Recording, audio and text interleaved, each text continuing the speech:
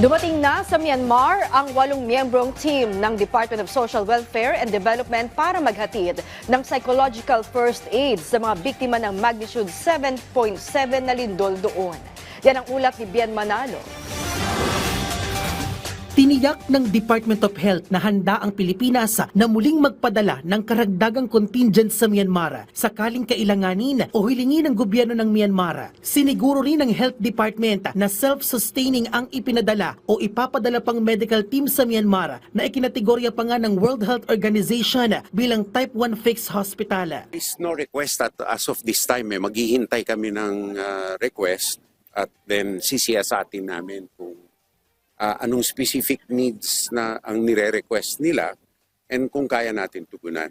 Samantala, dumating na kagabi ang 89-man team ng Philippine Humanitarian Contingent Team na ipinadala sa Myanmar na tumulong sa search and rescue operations doon na tumagal ng halos 2 linggo. Sakay sila ng C-130. Hindi naging madali ang pagresponde ng team. Naging hamon sa kanila ang pagkakaiba ng kultura at lengguwahe. One of the first challenge po na na-encounter namin was yung communication kasi magkaiba po yung language namin. But we were given interpreters ng OCD.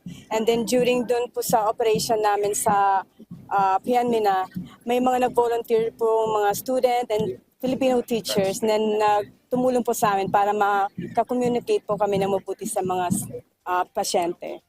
And the next po was the weather. Kasi umabot po ng 45.1 yung temperature doon. So inom lang po ng water. Umabot sa mahigit 1,000 Pinoy ang nahatira nila ng tulong. Karamihan sa kanila ay pawang nasugatan at nangangailangan pa ng atensyong medikal. Tinututukan din nila ang pagbibigay ng psychosocial support sa mga lubhang naapektuhan ng kalamidad. Katunayan, dumating na sa Yangon, Myanmar ang 8-member team mula sa Department of Social Welfare and Development para maghatid ng psychological first aid. Kahapon nagpadala din tayo ng 4 na team for psychosocial support. Sa Yangon naman sila. Sa Yangon sila assigned. Ang mission naman nila to help yung mga Filipinos na suffering from psychosocial problems because of the effect ng earthquake. So support naman natin yon. I think yung embassy sa Yangon ang tumutulong sa kanila.